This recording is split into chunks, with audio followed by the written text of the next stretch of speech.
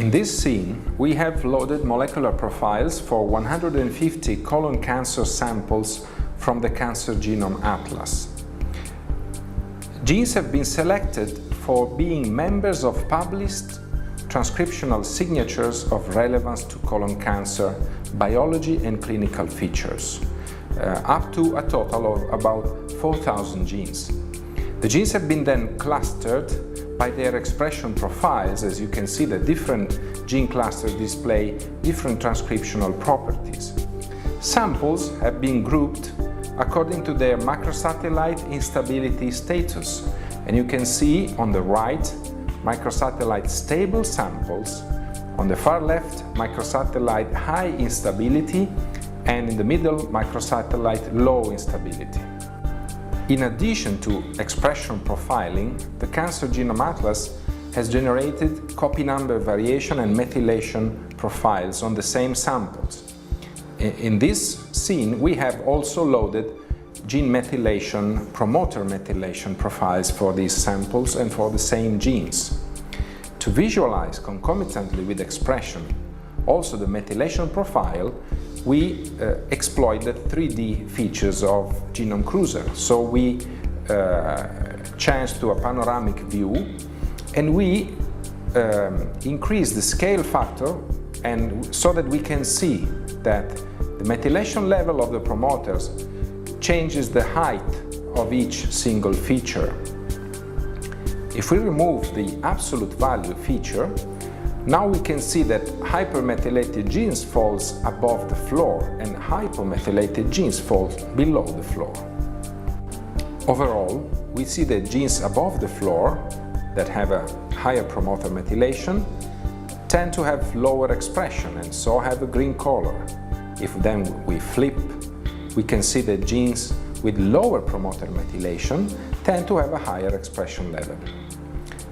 We can also filter out from the view genes who do not display significant variation from the mean expression or mean methylation. So we can use the hide subrange function and hide genes whose methylation is not significantly changed from the mean, and genes whose expression is not significantly changed. And now the view concentrates on features displaying the highest variation. And even flipping, we can see that this affects both hypomethylated or hypermethylated genes, and we can also see the different gene clusters display different methylation and expression profiles together. Another feature of this view is the front wall.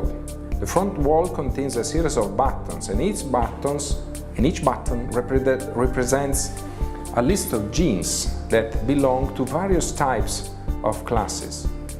We here incorporated a composite series of different signatures and the pathways, starting from, for example, the biocarta pathway, KEG pathway, reactome, transcription factor targets, and all the published signatures that have been generated on colon cancer and that have been used to actually select the genes present on the floor.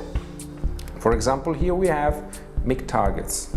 To verify if these signatures are enriched in subgroups of genes and if the genes distinguish samples, we must switch to the analysis mode.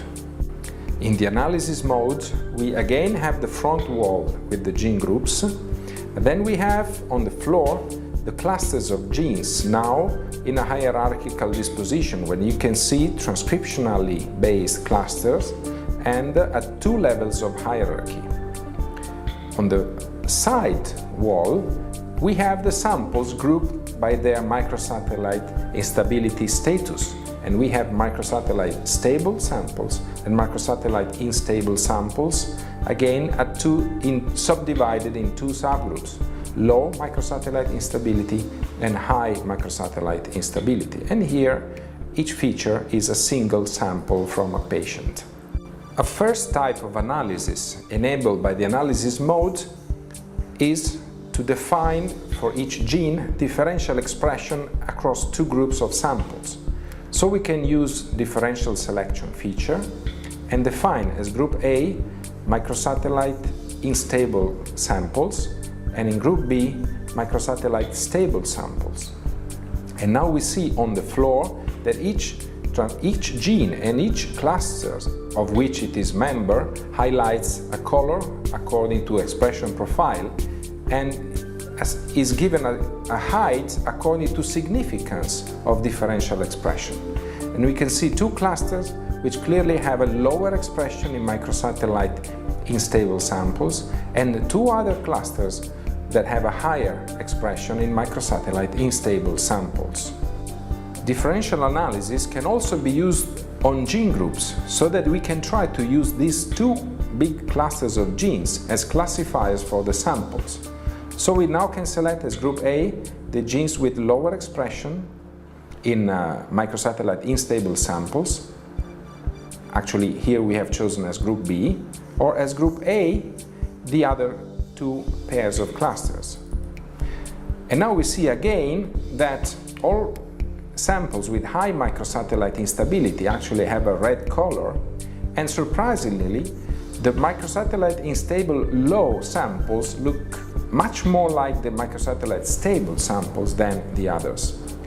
So clearly, when used as classifiers, these sets of genes distinguish microsatellite unstable high samples from all the others.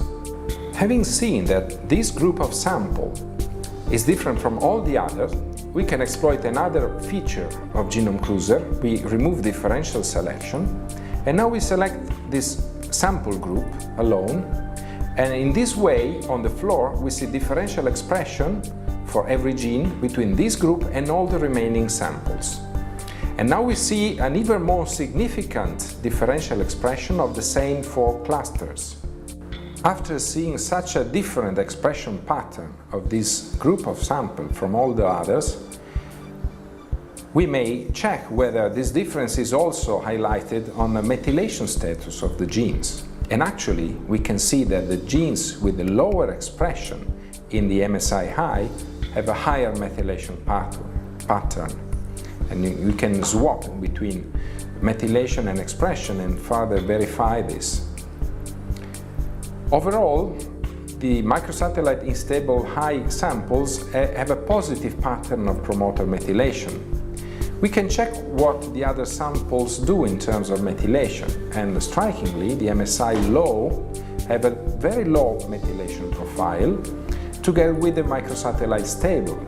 So overall, the microsatellite unstable high samples tend to have a much higher methylation of many genes. We can also exploit the front wall to assess enrichment of these gene clusters in members of the various pathways and signatures. So we can get back to expression values and select each of these four clusters to check for enrichment in members of signatures. If we select this first cluster, we immediately see that one group of genes becomes colored in dark green, very opaque and big. This aspect tells us that this group of genes is strongly enriched in members of that cluster. And actually, if we look at what the signature is, it's a signature of microsatellite instability. And these genes, as you can read, are downregulated in microsatellite unstable cases. So in this way, we have directly validated a previously published signatures of microsatellite instability. When we mouse over this gene group, we see a number of things, including the name of the gene groups and the signature, the number of items, that means the number of genes members of this signature, the value, that is the average expression of these genes in the selected group of patients, the delta, which is the observed over expected ratio. That means that we have 4.6 times more genes than expected in this cluster, and the p-value coming from the hypergeometric distribution analysis. Another thing that we see after mousing over the gene group is the individual members become highlighted by light blue on the floor. And so we can actually see that members of this group are present not only in this cluster, but also in the nearby cluster. if we check for enrichment in this gene cluster, we again see that the previously published signatures of microsatellite instability stands out as the most enriched one. And we also see other pathways and signatures highlighting, like viral malate translation, that means protein synthesis. Protein synthesis is also upregulated, enriched actually in this cluster, like these pull-free ribosomal 40S subunits. We can then check for enrichment in the other pair of cluster, like this one, which has a higher expression in microsatellite unstable, and we can see that this cluster is enriched in members of many signatures and pathways. Let's see if the other one has similar features. And actually we see that it has much different features, with a very strong enrichment in one gene group here, which actually is the other half of the published microsatellite instability signature. In this case, these genes have been published as upregulated in microsatellite unstable samples, and indeed we see such upregulation. Other gene groups are also enriched in this cluster, and notably this one, which is glycolysis, this other one, which is fructose and mannose metabolism, and this other one, which is again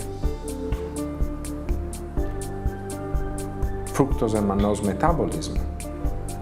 On top here we see hypoxia-inducible factor 1 targets, so it means that this also is a kind of metabolic signature enriched in these sample groups. Let's get back to the other one, the one enriched in many different signatures and gene groups. Let's try to understand the biology of these clusters of genes. We can start from here, very red, very enriched, and it's a cytokine signaling system, and which is flanked by interferon signaling and again interferon signaling. Then we can try to check other gene groups, and it's peptide ligand binding receptor. For example, immunoregulatory interactions. We see down here Leishmania infection, and then we see diabetes mellitus. These all together clearly indicate an immune reaction and immune response. Intestinal immune network for IgA production, for example, antigen processing and presentation. So overall, a conclusion that can be driven is that microsatellite unstable samples, microsatellite high instability samples, actually have a higher expression of genes involved in an immune response.